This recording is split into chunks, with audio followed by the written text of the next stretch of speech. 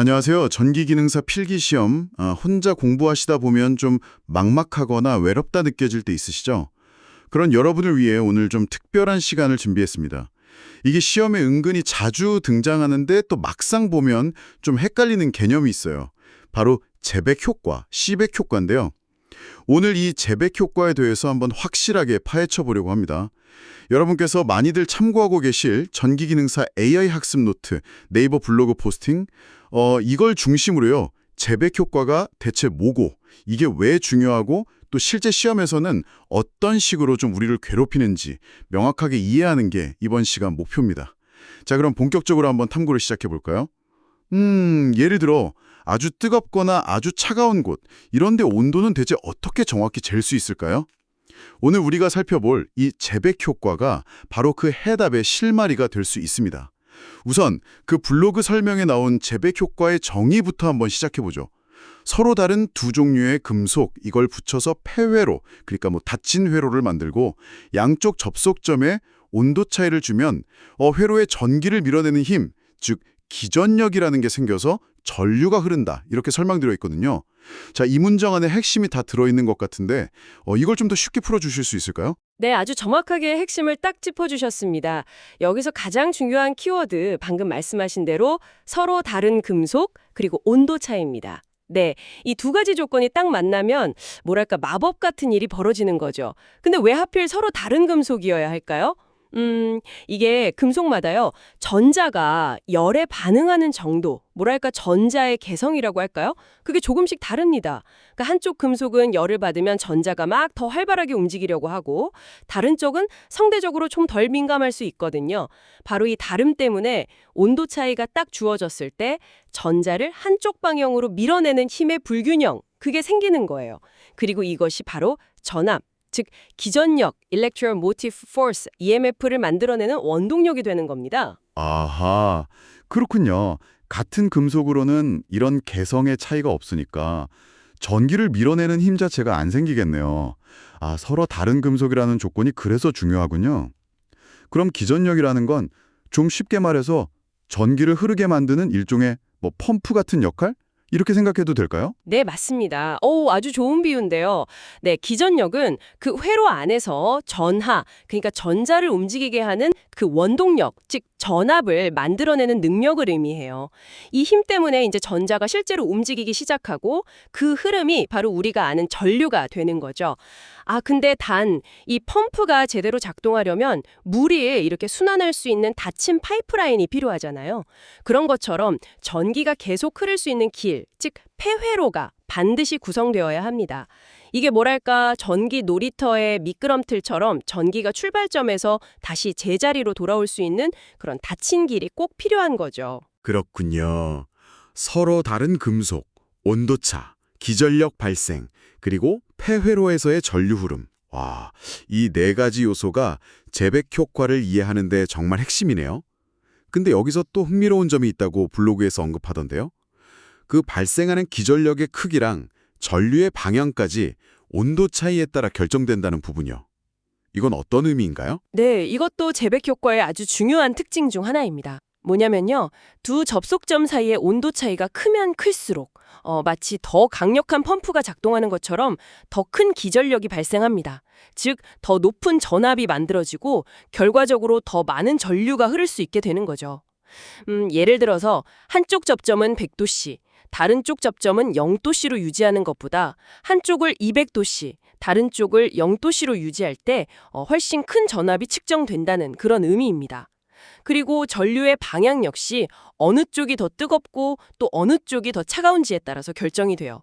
말하자면 온도 차이의 방향이 전류의 방향을 결정하는 셈이죠. 아, 단순히 전류가 흐른다 안 흐른다의 문제가 아니라 그 정도와 방향까지 온도 차이라는 변수가 컨트롤한다니. 와, 정말 신기한 현상이네요. 그럼 이 재백 효과 실제로 우리 생활이나 산업 현장에서는 어떻게 쓰이는 건가요? 블로그에서는 열전쌍 또는 열전대라는 장치를 예시로 들고 있더라고요. 정확합니다. 열전쌍, 서모커플 또는 열전대라고 불리는 이 장치. 이게 바로 재백 효과를 가장 직접적으로 응용한 대표적인 사례라고 할 수 있습니다. 원리는 아주 간단해요. 뭐냐면 특성이 서로 다른 두 종류의 금속선을 가져다가 한쪽 끝에서 이렇게 꼬거나 용접해서 접점을 딱 만듭니다. 그리고 이 접점 부분을요, 온도를 측정하고 싶은 곳에 그냥 갖다 대는 거예요. 예를 들어서 아주 뜨거운 용광로 내부라든가 아니면 뭐 엄청 차가운 냉동 창고의 온도를 측정해야 한다고 한번 생각해 보세요. 일반적인 온도계로는 측정이 어렵거나 좀 위험할 수도 있잖아요. 그렇죠? 그런데 이 열전쌍은 이 접점 부분의 온도 변화에 따라서 두 금속선 사이에 발생하는 그 미세한 기전력, 그러니까 전압의 변화를 측정하는 겁니다. 미리 특정 온도에서 어느 정도의 전압이 발생하는지 우리가 알고 있다면 측정된 전압값을 보고 거꾸로 환산해서 접점의 정확한 온도를 알아낼 수 있는 거죠. 블로그에서 언급된 것처럼 공업용 고온 측정에 쓰이는 열전 온도계가 바로 이거고요. 아주 미세한 전류나 전압을 감지하는 열전형 계기 역시 이 원리를 활용합니다. 이게 생각보다 훨씬 다양한 곳에서 활약하고 있어요. 예를 들면 여러분 집에 가스 보일러에도 이게 불꽃 감지 센서로 쓰여서 불이 딱 꺼지면 가스를 차단하는 그런 안전장치 역할도 한답니다. 와, 용광로부터 짓 보일러까지요. 생각보다 훨씬 가까운 곳에서도 이 원리가 쓰이고 있었네요. 이야, 원리를 알고 나니까 응용 분야가 아주 자연스럽게 이해가 됩니다. 자, 그럼 이제 이 원리가 실제 전기 기능사 시험에서는 어떻게 등장해서 우리를 좀 괴롭힐 수 있는지 블로그에 소개된 핵심 기출 문제를 통해서 한번 확인해 볼 시간입니다. 이런 식으로 개념 이해를 묻는 문제가 나올 수 있다. 이런 좋은 예시가 될 것 같아요. 자, 문제는 이렇습니다. 재백 효과에 대한 설명으로 틀린 것은 1번. 두 종류의 금속을 접속하여 폐회로를 만들고 두 접속점의 온도의 차이를 주면 기전력이 발생하여 전류가 흐른다. 2번. 열기전력의 크기와 방향은 두 금속점의 온도차에 따라서 정해진다. 3번. 열전쌍, 열전대는 두 종류의 금속을 조합한 장치이다. 4번. 전자냉동기, 전자온풍기에 응용된다. 자, 이런 유형의 문제는요, 재백 효과의 정의, 그리고 특징, 마지막으로 응용 분야까지 정확히 알고 있는지를 좀 종합적으로 평가하려는 의도를 가지고 있다고 보시면 됩니다. 하나씩 차분하게 따져보죠. 먼저 1번 선택지, 두 종류의 금속을 접속하여 폐회로를 만들고 두 접속점의 온도의 차이를 주면 기전력이 발생하여 전류가 흐른다. 이거 어떻습니까? 이건 방금 저희가 이야기 나눈 재백 효과의 정의 그 자체인데요. 네, 맞습니다. 서로 다른 금속, 폐회로, 온도 차이, 기전력 발생, 전류 흐름, 핵심 요소가 모두 정확하게 담겨 있죠. 그러니 1번은 명백히 맞는 설명입니다. 그렇죠. 자, 다음 2번 선택지.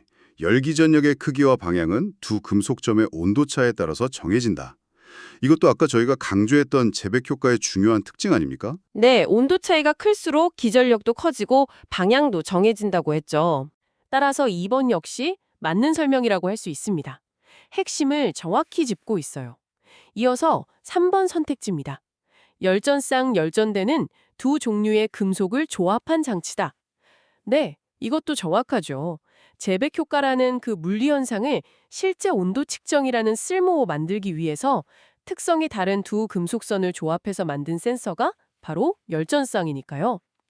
따라서 3번도 맞는 설명입니다. 오케이. 그럼 1, 2, 3번이 전부 다 재백 효과에 대한 올바른 설명이라면 자연스럽게 4번이 틀린 설명일 확률이 매우 높겠네요. 전자냉동기, 전자온풍기에 응용된다라고 되어 있는데 딱 들어봐도 좀 이상하긴 합니다. 재백 효과는 아까 온도 차이로 전기를 만드는 거였잖아요. 그런데 냉동기나 온풍기는 보통 전기를 써서 온도를 조절하는 장치 아닌가요? 여기가 바로 그 시험 문제의 함정이 숨어 있는 곳 같은데요. 네, 정확하게 핵심을 간파하셨습니다. 바로 그 지점이 이 문제의 함정이자 우리가 반드시 구분해야 할 아주 중요한 포인트입니다. 4번 선택지에서 언급된 그 전자냉동기, 소형 쿨러 같은 것들이요. 아니면 일부 전자온풍기 같은 장치는요. 재백 효과가 아니라 그와는 정반대의 원리인 펠티의 효과, 펠티의 이펙트를 응용한 대표적인 예시들입니다. 펠티의 효과요. 네. 펠티의 효과는 어떻게 보면 재백 효과랑 쌍둥이 같으면서도 모든 것이 반대인 현상이다. 이렇게 생각하시면 이해하기 좀 쉬울 겁니다. 펠티의 효과는요. 서로 다른 두 종류의 금속, 또는 반도체를 접합시킨 곳에 이번에는 온도 차이를 주는 게 아니에요. 그게 아니라 외부에서 인위적으로 전류를 흘려주는 겁니다. 그러면 아주 신기하게도 한쪽 접합부에서는 주변의 열을 막 흡수해서 차가워지고요. 이게 냉각 효과죠. 반대쪽 접합부에서는 열을 방출하면서 뜨거워지는, 이건 가열 효과고요. 현상이 나타납니다. 와, 재백 효과는 온도 차이라는 원인으로 전류, 기전력이라는 결과를 얻는 거였는데 펠티의 효과는 반대로 전류라는 원인으로 온도 차이 또는 열의 이동이라는 결과를 만들어내는 거군요. 와, 정말 정반대네요. 바로 그겁니다. 원인과 결과가 완전히 뒤바뀌어 있는 거죠. 그래서 응용 분야도 명확하게 갈립니다. 정리해보면 재백 효과, 온도 차이, 전기 발생, 온도 측정, 주로 열전상, 열전온도계 이런 거요. 펠티의 효과, 전기, 온도 차이, 열 이동, 냉각 또는 가열, CPU 쿨러나 휴대용 냉장고, 와인 냉장고, 아니면 정밀온도 조절 장치 같은 데 쓰이죠. 이 펠티의 효과는 특히 작은 공간을 좀 강력하게 냉각시키거나 아주 정밀하게 온도를 유지해야 하는 경우에 상당히 유용하게 쓰입니다. 반면에 재백 효과는 주로 온도라는 그 물리량을 전기적인 신호로 변환하는 센서 역할에 특화되어 있다고 볼 수 있죠. 아하, 이제 확실히 알겠습니다. 그러니까 재백 효과는 주로 온도계 만들 때 쓰는 거고 필티의 효과는 미니 냉장고나 쿨러 만들 때 쓰는 서로 반대 방향으로 작동하는 기술이다.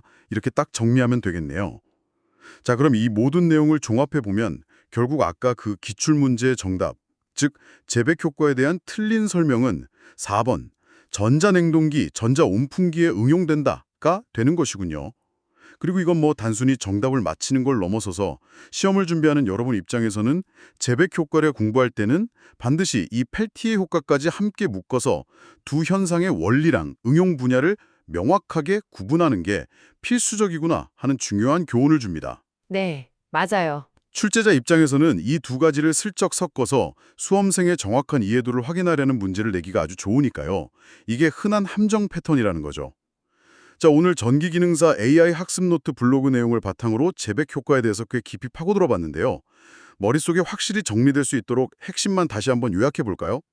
첫째, 재백 효과란 서로 다른 두 종류의 금속을 붙여서 폐회로를 만들고 양 끝에 온도 차이를 주면 그 온도 차이 때문에 회로의 전기를 밀어주는 힘, 즉 기전력이 생겨서 전류가 흐르는 현상이다.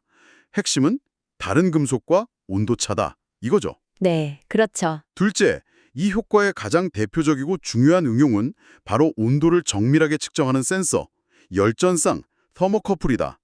온도 변화를 전압 변화로 바꿔서 읽어낸다. 맞습니다. 셋째, 그리고 시험 대비에 있어서 가장 중요한 함정 포인트. 전류를 흘려주어서 인위적으로 온도 차이를 만들거나 열을 이동시키는 펠티의 효과와는 원인과 결과라 정반대다. 따라서 두 효과의 원리와 응용 분야, 즉 재백은 온도 측정, 펠티에는 냉각 가열, 이걸 절대로 혼동하지 말고 명확히 구분해야 한다 이겁니다. 네, 아주 깔끔한 정리입니다. 덧붙이자면 실제 시험에서는 진짜 두 효과의 응용 예시를 슬쩍 바꿔서 오답 선택지를 만드는 경우가 정말 빈번합니다. 따라서 방금 정리해 주신 것처럼 키워드 중심으로 딱 연결해서 기억하는 것이 혼동을 줄이는 가장 좋은 방법이에요. 재백 이꼴 온도 차이로 전기 이꼴 온도 측정, 열전상 이렇게 한 묶음, 펠트에 이꼴 전기로 온도 차이 이꼴 냉각 가열, 전자냉동기 쿨러 이렇게 또 한 묶음으로 확실히 각인시켜 두시면 아주 좋습니다. 자, 오늘 논의를 마무리하면서 여러분께 마지막으로 한 가지 좀 생각해 볼 거리를 던져드리고 싶습니다. 저희가 참고한 그 블로그 포스팅 인용 자료 목록 중에 재백 효과 효율성과 활용 방안에 대한 연구 이런 제목의 자료가 눈에 띄더라고요.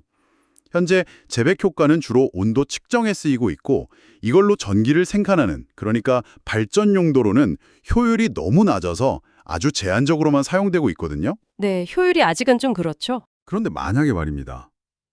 이 재백 효과, 즉 온도 차이로부터 직접 전기를 만들어내는 효율을 획기적으로 높일 수 있는 어떤 신소재나 기술이 개발된다면 세상은 어떻게 바뀔까요?